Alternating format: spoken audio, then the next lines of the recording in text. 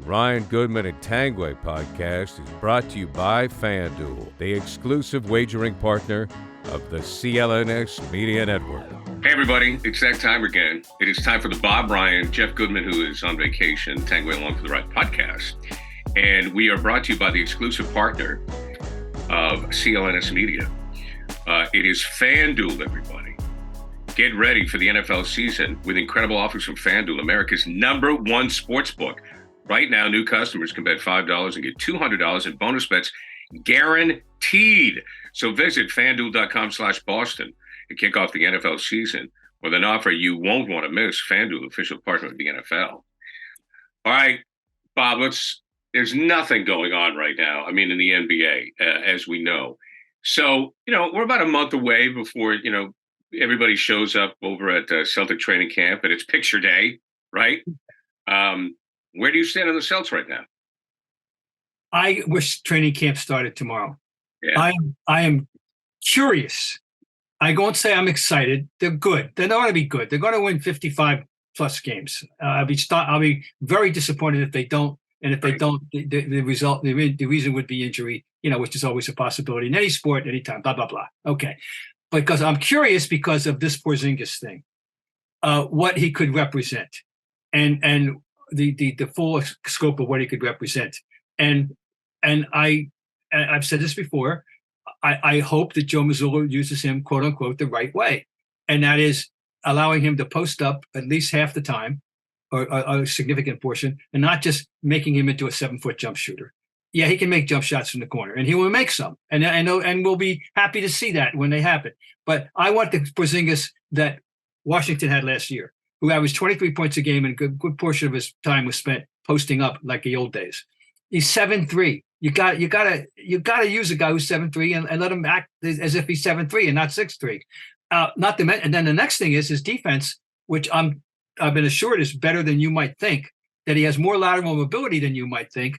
And I'm dying to see him paired up with Robert Williams at the same time and see how that's going to disrupt defenses. So, I'm very curious. Now, of course, the flip side is, no more Smart, which means that Derek White, for the first time in his career, is going to go in as, with a heavy responsibility. Now, he's not an adjunct player now.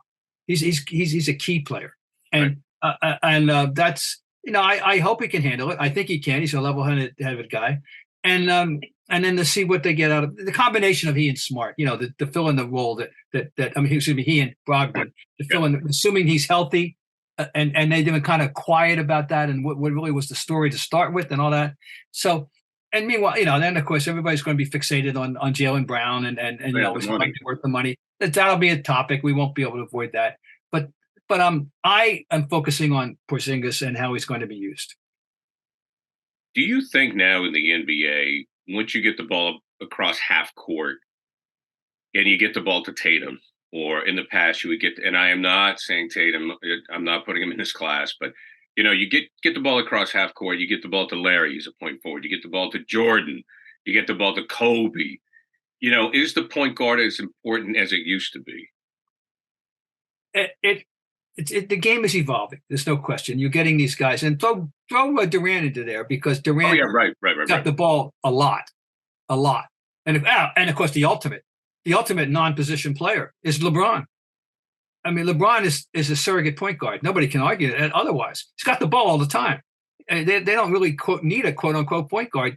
And the Celtics, when Larry was in his prime and DJ was the nominal point guard, DJ was never a point guard. DJ he made himself very smartly, and more of a facilitator, but he was never a pure point guard, but he was DJ. But Larry was the key fulcrum of the offense. And this is the way it is with certain teams. And that's the way it is with LeBron. Jason Tatum has the technical skill, and he's improved his passing ability.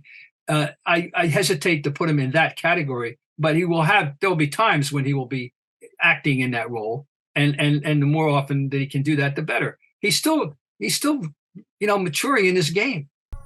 Get ready for the NFL season with incredible offers from Fanduel, America's #1 sportsbook. Right now, new customers can bet $5 and get $200 in bonus bets. Guaranteed. That's guaranteed. Plus, all customers who bet $5 will get $100 off NFL Sunday Ticket from YouTube and YouTube TV. Now is the best time to join FanDuel. It absolutely is.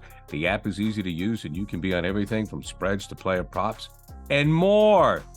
So visit FanDuel.com/Boston. Kick off the NFL season with an offer you won't want to miss. FanDuel, official partner of the NFL.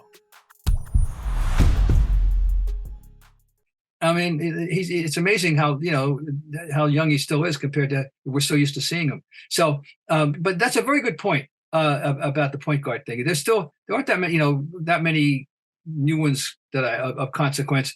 I think Jalen Brunson is one. Speaking of point guards, by the way, I got involved in a Twitter discussion about fun about Steph Curry. X.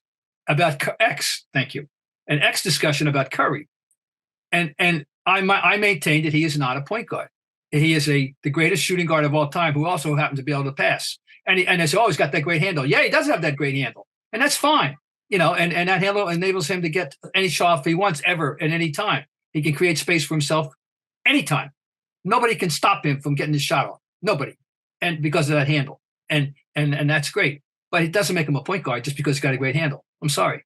He's not. It's not his job. Bob Cousy defined a point guard 50 years ago. When you're bringing a ball past midcourt, are you thinking pass first or shoot first? And the true point guard is always thinking pass first. And if he winds up shooting, okay. The greatest, my favorite point guard, I'm saying the best, although he was close to the best because he couldn't be the best because Magic was at the same time. But the best pure point guard, under 6'9" of the time, was Maurice Cheeks, and he was the perfect point guard because he honored that role every time he crossed midcourt. His first thought was, "Can I pass it to somebody?" And if not, okay. He was like a 55% jump shooter. He'd make the shot, and he shot. Okay, I got to shoot. That's the way he looked, and he would make them. That's a point guard mentality. Steph Curry was not put on this earth to facilitate. He was put on this earth to do what he's shown he can do better than any man who's ever played the game, make shots from, make these jump shots and from increasing distances. Do you think that Tiny Archibald, Casey King's version of Tiny Archibald, was a precursor to Steph? Well, and that led the league in scoring and assists. Yes. And he wasn't a shooter like Steph. The only time it's ever been done. That was a remarkable thing to live through, to watch that happen at 6'1", by the way. I know. I just remember, Bob, being up in Rumford, Maine on Sunday afternoons, the NBA on CBS with Brent, and I think Sonny Hill and Hondo did some game. And I just remember we used to get Kansas City Omaha Kings with Otis Birdsong and Tiny Archibald, and I loved watching him. I loved it. It was a show. It was a wonderful show. And it was remarkable, and he had the coach that appreciated him when he did this, and it was fine. And then, of course, by the time he came here, he was pure point guard. Pure point. He wasn't worried about scoring 20 points a game, and every once in a while he could, but that wasn't his job, and he knew it, and he fulfilled that role beautifully, and he got a ring for it, and that was just so great to see. But answer your question, in a sense, but I kind of forgot about that.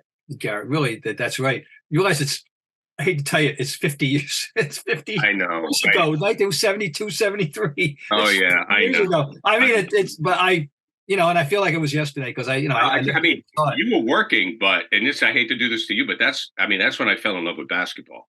Yeah. Listen, you're about to venture back to Maine. We had one channel, my friend, Channel 5, the NBA on CBS. And if you needed to watch the Patriots on Channel 2, you had to do it with the snow. You had to look through the snow. Either that or you had to go to my Uncle Nelson's house, who lived on a hill and got better reception. Now, while we're on this topic, let me just salute. There is still one old fossil point guard in our, and it's going to be interesting to see how he functions this year, and that's Chris Paul. And Chris Paul, he's that definition. He's a facilitator who can also score, and in that order. And in his prime. Now he's well past his prime, but he's still got something left in the tank. And now he's going to go to a team that he's going to be playing with Curry. So there'll be less need for Curry to masquerade as a point guard. So that's going to be fun. All right, Bob, that was great stuff. Goodman will be back in a couple of weeks from what we understand. Yep. But the Bob Ryan, Gary Tangway, Jeff Goodman on Vacation podcast, brought to you by Fanduel, the exclusive wagering partner of CLNS Media Networks. Jeff Goodman with us in spirit. Yes, with us in spirit. It's something like my mother-in-law is coming into town. I said, fine. Get ready for the NFL season with incredible offers from Fanduel, America's #1 sportsbook. All right, Bob, great stuff. See you next time. New FanDuel customers can bet $5 and get $200 in bonus bets, guaranteed. Plus, all customers who bet $5 will get $100 off NFL Sunday Ticket from YouTube and YouTube TV.